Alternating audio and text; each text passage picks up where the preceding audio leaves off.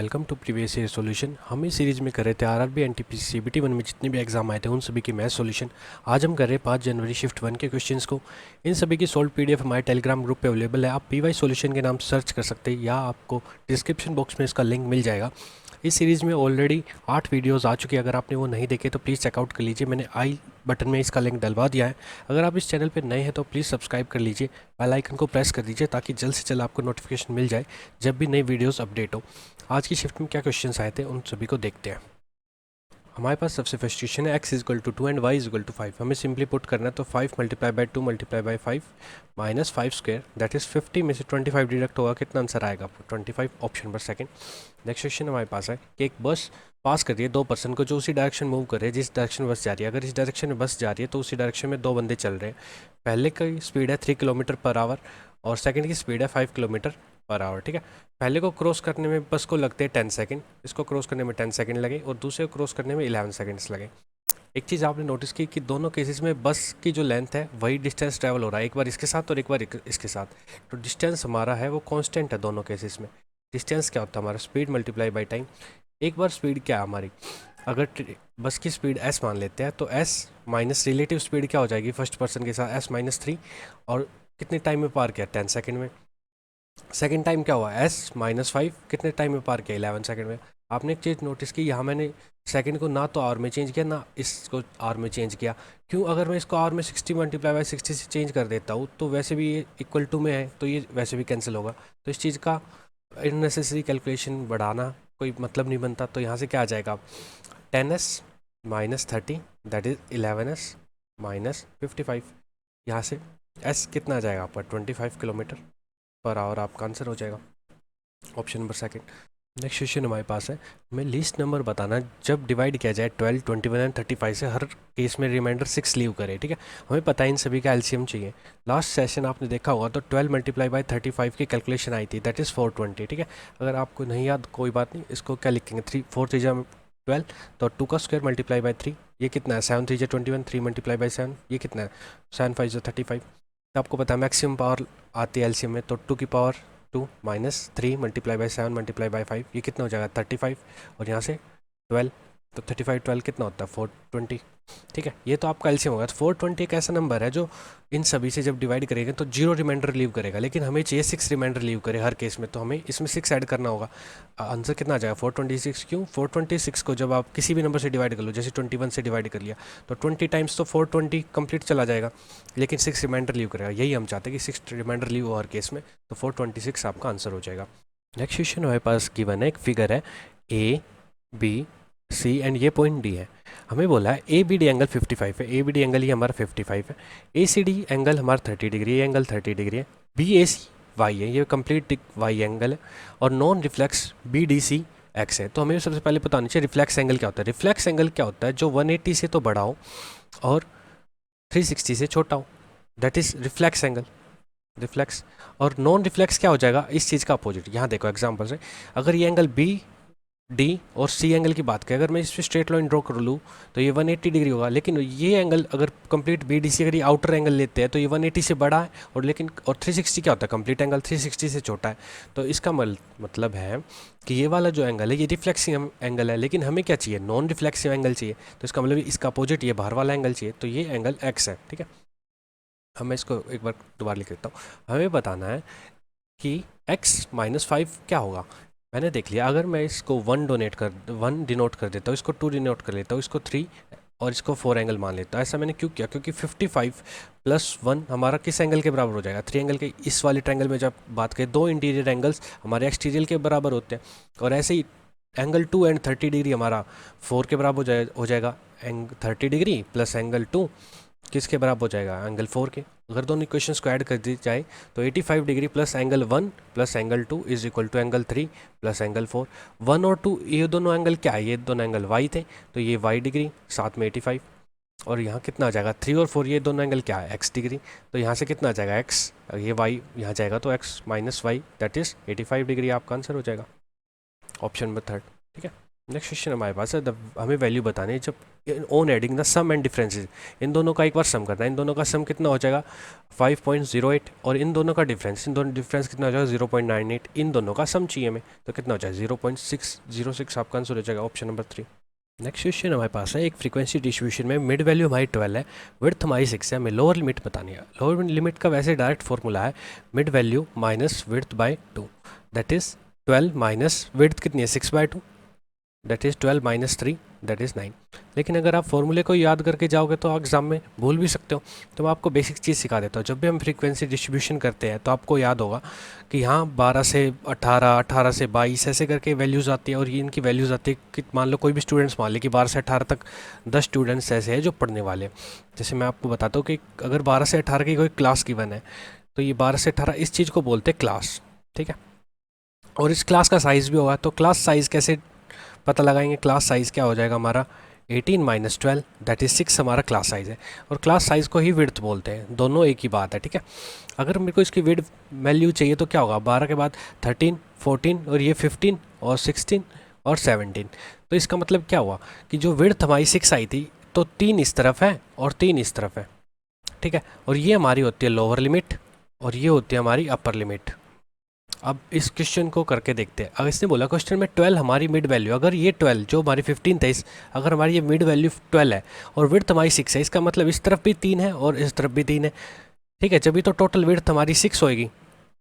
और अगर हमको लोअर लिमिट निकालनी है, ये वाली लिमिट निकालनी है, लोअर लिमिट निकालनी है, तो हमने क्या किया, 12 में इस 12 में से इस 3 को माइनस किया, इस 12 में से इस 3 को माइनस किया तो 9 आया। अगर इसी क्वेश्चन में बोलता कि अपर लिमिट बताओ तो 12 में इस 3 को ऐड कर लेते तो कितना अच्छा 15 आपकी अपर लिमिट होगी। तो इस फॉर्मूले को याद करने की बजाय बेसिक सोच के जाओ। अगर कोई मिड वैल्यू हो, अगर ये मिड वैल्यू और टोटल साइज़ हमारा गिवन है तो कैसे निकालोगे, विड्थ का जो विड्थ थी हमारी टोटल साइज़ था उसका हाफ किया, जैसे इस 3, और 12 अगर हमारी मिड वैल्यू, ये 12 हमारी मिड वैल्यू थी, अगर लोअर लिमिट निकालने तो इस 3 को माइनस कर देंगे तो लोअर लिमिट आ गई, अगर अपर लिमिट निकालने तो 3 को ऐड कर दिया तो अपर लिमिट आ गई।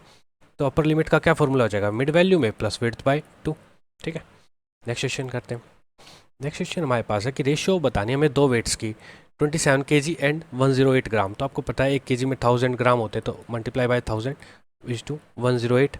27 का दुगना 54 होता है और 54 का ट्वाइस ही 54 होता है, 54 इसका ट्वाइस 108, इसका मतलब 27 का 4 गुना है, तो डायरेक्ट 4 पे कैंसिल आउट कर देंगे और 4 से 25 0, तो ऑप्शन नंबर 3 आपका आंसर हो जाएगा। नेक्स्ट क्वेश्चन हमारे पास है एक स्टूडेंट को चाहिए 20% मार्क्स चाहिए एक साइकोलॉजी में पास होने के लिए, उसने 10% मार्क्स लिए और फेल हो गया 20 मार्क्स है, ठीक है। अगर उसको 20% चाहिए पास होने के लिए, पासिंग मार्क्स उसके 20% है, उसके 10% मार्क्स आए और 20 नंबर और आ जाते, उसके 20 मार्क्स और आ जाते तो वो पास हो जाता। लेकिन इसका हमें परसेंटेज में देखें तो 20% क्या है, 10% प्लस 10%, तो इसका मतलब ये 10% ही 20 मार्क्स के बराबर, 10% का मतलब 20 मार्क्स अगर उसके और आ जाते, 10% और आ जाते तो वो पास हो जाता। इसका मतलब 10% की वैल्यू कितनी है 20 मार्क्स। हमें बतानी है what is the passing marks कितने हैं 20% है, तो 20% की वैल्यू कितनी हो जाएगी, कितना है ट्वाइस, तो 20 का ट्वाइस कितना 40 मार्क्स, 40 मार्क्स उसके पासिंग मार्क्स हो जाएंगे, ऑप्शन नंबर 1। नेक्स्ट क्वेश्चन हमारे पास है एक शॉपकीपर को लॉस होता है 20% का अगर वो एक मशीन को 4800 रुपीज़ की बेचता है। अगर वो 4800 रुपीज़ की बेचता है, 20% का लॉस हो, इसका मतलब 80% पे वो वैल्यू गई है। अब कह रहा है उससे 20% का प्रॉफिट चाहिए, अगर 100% पे अगर 20% का प्रॉफिट चाहिए तो इसका मतलब उसको 120% पे बेचनी पड़ेगी। इसकी वैल्यू बतानी है हमें 120%, तो आपने देखा परसेंटेज से परसेंटेज कैंसिल आउट, 0 से 0 और 8 6 या 48, कितना आंसर आया आपका 7200, आपका आंसर हो जाएगा ऑप्शन नंबर 1। नेक्स्ट क्वेश्चन हमारे पास सेम है कि शकीला को लॉस हो गया 10% का, अगर वो मशीन के पार्ट को 540 का बेचते, 540 का अगर 10% लॉस पे गया तो 90% पे वैल्यू गई। अगर उसको 10% का प्रॉफिट चाहिए तो 110 की वैल्यू चाहिए, तो 11 का मल्टीपल होना चाहिए, तो ये और ये ऑप्शन तो वैसे भी खत्म हो गया, तो परसेंटेज से परसेंटेज डाउन, 0 से 0 और 660 आपका आंसर हो जाएगा ऑप्शन नंबर 3। नेक्स्ट क्वेश्चन हमारे पास है sine 45 plus A minus sine 45 minus A क्या होगा। आपको पता है sine A is equal to cos B होता है। कब होती है कंडीशन, जब A plus B is equal to 90 degree. यहाँ पे हमारा ए और बी क्या है, एंगल्स, ये एंगल और इन दोनों एंगल्स का सम देखो 45 प्लस ए प्लस 45 माइनस ए, तो ए से ए कैंसिल आउट, कितना बचा आपका 90 डिग्री बचा। इसका मतलब ए प्लस बी 90 डिग्री, इसका मतलब sine A is equal to cos B, तो ये वैल्यू इसके बराबर है। तो हम इस चीज़ को कैसे लिख सकते हैं, sign 45 plus A minus sine 45 plus ए, एक प्लस की वैल्यू और एक नेगेटिव है, तो ये इससे कैंसिल आउट, आंसर कितना आएगा आपका 0, आपका आंसर आएगा ऑप्शन नंबर 3। नेक्स्ट क्वेश्चन हमारे पास है, अगर किसी का प्राइस इंक्रीज़ हो जाता है 25% से, तो बताना है कि हमें कंजप्शन कितना रिड्यूस करे कि एक्सपेंडिचर सेम हो। आपको पता है एक्सपेंडिचर क्या होता है, प्राइस इनटू कंजप्शन। अगर प्राइस 25% से बढ़ गया, 25% मतलब 1/4, 4 की वैल्यू 5 हो गई, तो हमें कंजप्शन को सेम रखना है। मतलब कंजप्शन को क्या चेंज करें, कंजप्शन में क्या चेंज करें कि हमारा एक्सपेंडिचर सेम हो। जो एक्सपेंडिचर यहाँ है तो एक्सपेंडिचर यही होना चाहिए। इसका मतलब इसकी और इसकी मल्टीप्लाई यहाँ गिवन है, तो इसकी और इसकी मल्टीप्लाई यहाँ गिवन है। तो प्राइस एक्सपेंडिचर अगर कांस्टेंट है तो प्राइस और कंजप्शन इन्वर्सली प्रोपोर्शन हो जाएंगे। अगर प्राइस हमारा बढ़ गया तो कंजप्शन क्या होगा, हमारा डिक्रीज़ होगा। अगर 4 से वैल्यू 5 हो गई प्राइस की, तो कंजप्शन की क्या होगी, 5 से वैल्यू 4 होगी। तभी इन दोनों की मल्टीप्लिकेशन सेम रहेगी। तो यहाँ वैल्यू कितनी आई, 5 से 4 होगी। इसका मतलब 5 से कोई वैल्यू 4 हुई, कितने का डिक्रीज हुआ, 1 का। किस पे डिक्रीज हुआ, 5 पे। 1/5 100% कितना होता है, 20%। ठीक है, ऑप्शन नंबर 1। लेकिन आपको इतना सारा कुछ नहीं करना। एक चीज़ है छोटी सी जो बहुत बार अप्लाई हो जाएगी, जैसे कि आपको पता है प्राइस और कंजप्शन की बात हुई, एक्सपेंडिचर वाले केस में हुई, या फिर ए की सैलरी बी से अगर 25% ज़्यादा है तो बी की सैलरी ए से कितनी कम है, इस वाले क्वेश्चन में भी अप्लाई होती है। आपने देखा 25% की वैल्यू कितनी है, 1/4। इसने बोला इंक्रीज़ होगी। इंक्रीज़ का मतलब अगर आपको कंजप्शन में डिक्रीज़ फाइंड करना है, कंजप्शन फाइंड करना है, कंजप्शन में डिक्रीज़, तो इसने बोला 25% की वैल्यू इंक्रीज़ होगी। इसका मतलब 1 का इंक्रीज़ हो, इस चीज़ को डिनोमिनेटर में ऐड कर दो, आंसर क्या हो जाएगा, कंजप्शन कितना रिड्यूस हो जाएगा, 1/5। क्योंकि 1 को अगर 4 में ऐड करो तो 1/5, 1/5 किसकी परसेंटेज है, 20%। तो आप इसको डायरेक्ट भी कर सकते हो, ज़्यादा करने की ज़रूरत नहीं है आपको बड़ा क्वेश्चन। ठीक है, नेक्स्ट क्वेश्चन हमारे पास है, x² + 1/x² निकालना है, जिसका मतलब x + 1/x चाहिए हमें। सबसे पहले तो इसको x + 1/x की फॉर्म में चेंज करेंगे, x से डिवाइड करेंगे। x + 1/x कितना आ जाएगा आपका 4, और x² + 1/x² क्या हो जाएगा आपका 4² - 2, दैट इज़ 14, आपका ऑप्शन नंबर 3। नेक्स्ट क्वेश्चन हमारे पास है, 2/5 ऑफ 350 प्लस 3% से 2 0 कैंसिल, तो 25 थी 75, और यहाँ से कितना आ जाएगा 140 + 75 कितना है आपका 215, आपका आंसर हो जाएगा ऑप्शन नंबर 2। नेक्स्ट क्वेश्चन हमारे पास है, किसी एयरप्लेन में 500 पैसेंजर, ठीक है, जिसमें से 45% मैन है। मैन कितने हैं, 45%। ठीक है, विमेन और चिल्ड्रन कितने हैं, 20%। तो बचे हुए ये 45 20 65 हो गया, 35% हमारी वीमेन होगी। हमें बताना है रेशियो ऑफ मैन, वीमेन और चिल्ड्रन, इनकी रेशियो बनानी है। तो कैंसिल आउट कर लेते हैं, किससे कट जाएगा ये, 5 9 जब 45 हो जाएगा, और 5 7 जब 35, 5 हो जाए 20, ऑप्शन नंबर 3 आपका आंसर हो गया। नेक्स्ट क्वेश्चन हमारे पास है, अनिल अकेला किसी काम को 6 दिन में करता है, भूषण अकेला किसी काम को 8 दिन में करता है। तो ए और बी मान लेते हैं, ए 6 डेज़ में और बी 8 डेज़ में। और अनिल और भूषण किसी काम को करने के लिए 3200 रुपये लेते हैं, और अगर वो चमन की हेल्प लेते हैं तो उस काम को 3 दिन में कंप्लीट कर देते हैं। अगर ए + बी और सी अगर तीनों मिलकर काम करें तो 3 दिन में कंप्लीट कर लेते हैं। अगर इन तीनों का एलसीएम लिया जाए तो कितना आएगा, 24, 6 4 24, 8 3 24 और 3 8 जा। ठीक है, मैंने देख लिया कि ए की एफिशिएंसी कितनी है, 4 3। अगर यहाँ 4 है यहाँ 3, तो सी इन तीनों को मिला के कितनी है, टोटल 8। तो सी की कितनी बचेगी, 1। अब इसने पूछा कि हमें चमन का शेयर बताना, तो चमन का शेयर कितना है, 1 part out of 4 + 3 + 1 8। Total rupees कितने शेयर हुए हैं उनके, 3200। तो किससे कैंसिल आउट होगा, 8 से, तो 400 रुपये कितना आ गया, ये सी का शेयर आ गया, ऑप्शन नंबर 3।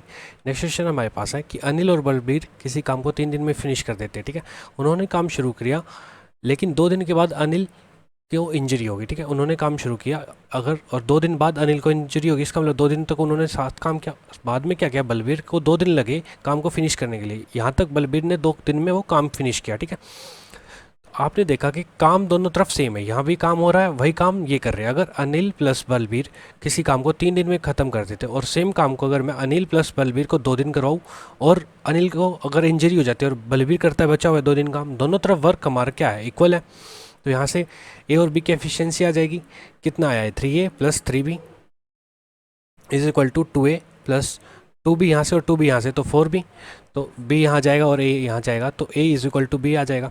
इसका मतलब अनिल और बी की दोनों की क्षमता सेम है। हमें बताना है कि बलबीर अकेला कितने दिन में काम कर देगा, तो बी अलोन बताना, तो हमें चाहिए वर्क, तो इस वर्क को ले लेते या चाहे इस वर्क को ले लो, कोई भी ले लो।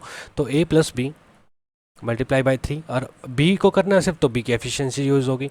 हमें पता है a = b, तो b + b को ऐसे लिख सकते हैं, /3। तो ऊपर कितना आएगा, 2b × 3 / b से b कैंसिल आउट, तो कितना आंसर आया, 6 डेज़ में आपका बलबीर अलोन काम कर देगा, ऑप्शन नंबर 4। नेक्स्ट क्वेश्चन हमारा सिंप्लीफिकेशन का है, तो आसान है बहुत, 1/2 1/2 प्लस 1/3 प्लस 1/6। सबसे पहले ब्रैकेट सोल्व करते तो ये कितना जाएगा 4, 3 चीज़ 9 में से 4 गए 5/12 ब्रैकेट क्लोज। अगर ये मल्टीप्लाई होएगा तो कितना आ जाएगा 12/5, इसको हटाएंगे 6 2 12 और 2/5 बच जाएगा answer 1 plus 1 divide by 1/2 plus 1/3 plus 2/5 कितना आंसर आएगा 15 दूनी 30, तो 1 डिवाइड बाई 30 ऊपर कितना आ जाएगा 37। 1 को इसको मल्टीप्लाई में चेंज करते 1 मल्टीप्लाई बाई 30/37 यही आपका आंसर हो जाएगा 30/37।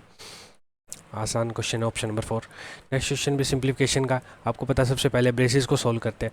तो 7 + 5 - 2 मल्टीप्लाई बाई कितना हो जाएगा यहाँ से 9 7 16 60 96 -94 डिवाइड बाई 2 अंदर कितना हो जाएगा 3 से इसको डिवाइड करेंगे तो 11 और 18 -7 11 + 18 -7 यहाँ कितना आ जाएगा 22 को डिवाइड करेंगे 11 से तो यहाँ से कितना बचेगा सिर्फ 2 बच जाएगा। यहाँ से कितना आया 12 -192 -7 में 47 प्लस 2 12 और 2 कितना आ जाएगा 14 -239 कितना आया आपका -225 ऑप्शन नंबर 4 आपका आंसर हो जाएगा। नेक्स्ट क्वेश्चन हमारे पास है sin 15। लास्ट सेशन में भी मैंने बताया था डायरेक्ट याद कर लो, एग्जाम में निकालने के लिए टाइम ही नहीं होगा इतना कि आप निकालो बैठ के। sin 15 माइनस √3 -1/2 √2 cos 15 की वैल्यू लिखवाई थी मैंने, कितना इसी का सेम ही होता है, प्लस की वैल्यू होती है बस। और ऐसे ही tan 15 क्या हो जाएगा sin 15 by cos 15 that is √3 - 1 divide by √3 + 1 that is 2 - √3। अगर इसको रैशनलाइज करें तो तीनों वैल्यूज़ को याद करके जाना, ठीक है। नेक्स्ट क्वेश्चन हमारे पास है, ये भी रिपीटेड क्वेश्चन है, आपको पता है पॉइंट से पॉइंट कैंसिल आउट हो जाएगा। तो 361 डिवाइड बाई 1024 361 किसका रूट होता है 19 का स्क्वायर होता है, तो रूट करोगे तो 361 का 19 आएगा। 1024 किसका होता है 32 का होता है। अगर आप वैसे भी चेक करो ऑप्शन से 2 का ही स्क्वायर 4 यूनिट डिजिट देगा, ये भी नहीं देगा, ये भी नहीं देगा, ये भी नहीं देगा। अगर याद ना होगा आपको स्क्वायर तब भी आप कर सकते हो। नेक्स्ट क्वेश्चन हमारे पास है, difference between the compound interest and simple interest. CI और SI के बीच का जो डिफरेंस है 10% 2 साल के लिए। CI 10% अगर 2 सालों के लिए दिया जाए तो क्या होता है इफेक्टिव 10 से 11 हो जाती है, और 10 से 11 हो जाएगी कोई चीज़ तो कितना हो जाएगा आपका 100 से 121 आ जाएगा। इसका मतलब कितना 21%, तो 21% हो गया CI तो। और SI आपका पता है 10% + 10% दैट इज़ 20%। तो इन दोनों के बीच में डिफरेंस कितना है 1% का डिफरेंस है। वही हमारे क्वेश्चन में कितना गिवन 50। हमें बताना सम ऑफ मनी कितना हो जाएगा 100%, तो कितना हो जाएगा 5000। इसका कितना टाइम्स है 100 टाइम्स, तो इसका 100 टाइम्स कितना हो जाएगा आपका 5000 आपका आंसर हो जाएगा ऑप्शन नंबर 1। नेक्स्ट क्वेश्चन हमारे पास है, हमें बताना इन चारों में से रैशनल नंबर कौन सा नहीं है। तो आपको सबसे पहले पता होना चाहिए रैशनल नंबर क्या होता है। बहुत बच्चों कंफ्यूज हो जाते हैं, नेचुरल नंबर क्या होते हैं, होल नंबर्स क्या होते हैं, रैशनल नंबर क्या होते हैं, इरेशनल नंबर क्या होते हैं, रियल नंबर क्या होते हैं। तो इन सभी की डेफिनेशन और इन सभी का बेसिक मतलब क्या क्या है वो मैं एक बार नोट डाउन करवा लेता हूँ, सभी बच्चे नोट कर ले कि सबसे पहले नेचुरल नंबर्स क्या होते हैं। नेचुरल नंबर्स क्या हुए, नेचुरल नंबर जो हम काउंटिंग के लिए यूज़ करते हैं, काउंटिंग के लिए दैट इज़ आप बोलोगे टेबल पे 4 फ्रूट रखे 1 2 3 4 काउंटिंग के लिए यूज़ हुआ। क्लास में कितने बच्चे हैं 10 बच्चे क्लास में, तो 1 2 3 4 जो नंबर्स काउंटिंग के लिए यूज़ होते हैं वो होते हैं नेचुरल नंबर्स, ठीक है। इसमें हम जीरो भी इंक्लूड कर देते हैं, जैसे आज क्लास में कोई भी बच्चा नहीं है इसका मतलब 0 बच्चे क्लास में। लेकिन कुछ क्या क्या अगर जब हमने 0 को इंक्लूड किया तो उन्होंने एक उसको नया नाम दे दिया। अगर नेचुरल नंबर को सिर्फ 1 2 3 से यूज़ किया जाए 1 2 3 और 0 को इंक्लूड ना किया जाए, 0 को अलग से इंक्लूड किया जाए 0 1 2 3 ऐसे शुरू किया जाए तो उसके लिए नाम दिया होल नंबर्स। तो ये सब आ गए होल नंबर्स। इन सभी की हमने देखा कि 0 भी इंक्लूड हो गई 1 2 3 भी हो गई, ठीक है। उसके बाद हमें नेगेटिव भी इंक्लूड कर देते हैं -2 -3 0। अगर नेगेटिव को इंक्लूड कर लिया जाए तो इन सभी को क्या बोलेंगे इंटीजर्स। ये सभी क्या हो जाएंगे आपके इंटीजर्स, ठीक है। इंटीजर्स आपका कभी भी फ्रैक्शनल कंपोनेंट को नहीं लेगा, फ्रैक्शनल को नहीं लेगा। अब हमें फ्रैक्शंस इंक्लूड करनी थी तो हम एक नया टर्म ले गया है जिसे कहते हैं रैशनल नंबर। ये क्या होगा P/Q की फॉर्म में होगा, ठीक है। इन सभी को तो इंक्लूड करेगा ही 0 1 -1 सबको इंक्लूड करेगा और P/Q की फॉर्म में होगा। रैशनल नंबर्स के बारे में बातचीत लिखा हूँ, P/Q की फॉर्म में होगा। P और Q हमारे क्या हो गए, ये दोनों जो होंगे ये इंटीजर्स होंगे, ठीक है। First point. Second point, Q जो है हमारा नॉन नेगेटिव होना चाहिए, नॉन नेगेटिव होना चाहिए। थर्ड पॉइंट जो होगा कि इनका जो डेसिमल एक्सपेंशन है, डेसिमल एक्सपेंशन जो होगा वो या तो रिपीटिंग होगा, या तो रिपीट करेगा या टर्मिनेट करेगा। एक सेकेंड आप लिख लीजिए फिर उसके बाद में बता देता हूँ। जैसे कि फॉर एग्जांपल मैंने देखा कि 3/2 क्या होता है आपका 1.5। ये डेसिमल एक्सपेंशन क्या हुआ इसका, रिपीट तो क्या नहीं, टर्मिनेट करके 5 के बाद बढ़ नहीं रहा। अब मैंने देखा 1/3 क्या होता है, 0.333333। डेसिमल एक्सपेंशन क्या कर रहा है, रिपीट कर रहा है, टर्मिनेट नहीं कर रहा। तो ये दोनों क्या हुए, ये भी और ये भी दोनों रैशनल नंबर है। ठीक है, ये एग्जाम्पल से आपको समझ आ गया होगा। रैशनल नंबर को इंक्लूड करने के बाद हमारे पास जो इन सभी से बाहर हो जाए उसे कहते हैं, क्या कहते हैं, इरेशनल नंबर। उसके बाद आ गए इरेशनल नंबर्स। इरेशनल नंबर जैसे कि √2 हो गया, √2 की वैल्यू होगी 1.414213, ऐसे नॉन टर्मिनेट है और रिपीट भी नहीं कर रही। जैसे कि पाई हो गया, एक सेकेंड इरेज कर लेता हूँ मैं यहाँ से, कि हमारे पास जैसे कि इरेशनल नंबर्स में हमारे पास पाई हो गया। पाई की वैल्यू क्या हो जाएगी, आपको पता है पाई को क्या लिखते हो आप, 22/7, जिसकी फ्रैक्शन वैल्यू क्या, डेसिमल एक्सपेंशन क्या हो जाएगा, 3.1411592653, ऐसे एक्सपेंड करता जाएगा। ठीक है, रिपीट भी नहीं करा, टर्मिनेट भी नहीं करा, तो ये क्या हो गए, इरेशनल नंबर हो गए। और इन सभी के बाहर, सबसे बाहर क्या हो जाएगा, एक रियल नंबर्स। रियल नंबर्स क्या होते हैं, जो इन सभी को एक रियल लाइन पे, रियल लाइन जो कि नंबर लाइन होती है उस पर डिनोट कर पाए, उसे कहते हैं रियल नंबर। आप इतना ध्यान रख लोगे तो आपके लिए काफ़ी हो जाएगा एग्जाम में। ठीक है, अब मैं इस क्वेश्चन को कर देता हूँ, इन सभी चीज़ों को डिलीट कर देता हूँ, आपने नोट कर ली होगी। हमारा क्वेश्चन क्या कह रहा है कि इन सभी में से रियल रैशनल नंबर कौन सा नहीं है। तो मेरे को पता है 3 4 5 इसका ट्रिपलेट होता है, 3² + 4² क्या हो जाएगा आपका 5²। इससे क्या आ जाएगा 5। 5 क्या है, एक नेचुरल नंबर है, नॉर्मल है, तो इसका मतलब ये रैशनल नंबर है। ठीक है, उसके बाद √112.96 क्या है, किसका, 36 का स्क्वायर है ये। ठीक है, नीचे क्या 100, तो यहाँ से क्या 3.6, ये भी रैशनल नंबर है। ठीक है, उसके बाद 125 क्या है ये, 5 √5 आ जाएगा। तो √5 क्या आ जाएगा, नॉन टर्मिनेटिंग है, इसका मतलब ये क्या है, इरेशनल नंबर है, इरेशनल नंबर। तो ये आपका आंसर हो जाएगा। और √900 क्या आ जाएगा, 30 का स्क्वायर है, तो 30 बाहर आ जाएगा, ये भी आपका रैशनल नंबर है। तो बचा कौन सा, ये वाला, तो ये आपका आंसर हो जाएगा। नेक्स्ट क्वेश्चन हमारे पास है, अगर डिनोमिनेटर किसी रैशनल नंबर का इस फॉर्म में है 2n और 5m की फॉर्म में, मान लो कोई नोमिनेटर है उसका जो डिनोमिनेटर 2n और 5m की फॉर्म में है, और n और m दोनों नो नेगेटिव है, नेगेटिव नहीं होनी चाहिए। n और m को मैंने मान लिया कि n और m दोनों ही मेरे 1 के इक्वल है, n is equal to m is equal to 1, दोनों 1 है। क्यों, क्योंकि नॉन नेगेटिव होने चाहिए। तो इसका क्या आ जाएगा, numerator bye 2 × 5 that is n/10 आ जाएगा। न्यूमरेटर को कुछ भी कंसीडर कर सकते हैं, इसने कुछ भी नहीं है, तो न्यूमरेटर को मैंने 10 ही मान लिया, तो 10/10 कंप्लीट डिवाइड हो रहा है, दैट इज़ 1। तो इसका मतलब नॉन टर्मिनेटिंग नहीं है, तो रिकरिंग में है। इसका रिकरिंग मतलब दोबारा रिकर, बार बार रिकर हो जाए, जैसे बताया था 0.3331/3 की वैल्यू होती है, दोबारा रिकर हो रहा है। ठीक है, तो ये भी नहीं है, नॉन टर्मिनेटिंग भी नहीं है, टर्मिनेट कर गया 1 के बाद, रिपीट नहीं करा, तो कैन नॉट डिटरमाइन तो होगा ही नहीं। तो ऑप्शन नंबर 3 आपका आंसर हो जाएगा। नेक्स्ट क्वेश्चन हमारे पास है, किसी रूम की डायमेंशन 2 3 एंड 4, हमें बताने कितने क्यूब्स उनमें फिट हो जाएंगे अगर साइज उनका ये हो। तो आपको पता है स्पेस इक्वल रखना है, तो 2 3 4 ये रूम का साइज़ है, उसमें n क्यूब्स फिट करने हैं हमें, 1/2 1/3 और इस साइज़ के। तो n की वैल्यू कितनी आ जाएगी, 2 का स्क्वायर मल्टीप्लाई बाई 3 का स्क्वायर मल्टीप्लाई बाई 4 का स्क्वायर, यहाँ से कितना आया 4 मल्टीप्लाई बाई 9 मल्टीप्लाई बाई 16, ये कितना होता है 36 मल्टीप्लाई बाई 16। आपको ये बार बार सिखाया, तो 26 + 10 लिखा हुआ, और ये क्या है 26 - 10 लिखा है, तो ये क्या है a + b और a - b क्या हो जाएगा, 26 का स्क्वायर - 10 का स्क्वायर। 676 में से कितना माइनस हो जाएगा, 100 माइनस हो जाएगा, कितना आएगा 576 आपका आंसर हो जाएगा। तो आपको बार बार बोला है कि इस कैलकुलेशन पे हर एग्जाम में क्वेश्चन आता है, तो ध्यान रखा करो इस तरीके की कैलकुलेशन को कैसे टैकल करना है।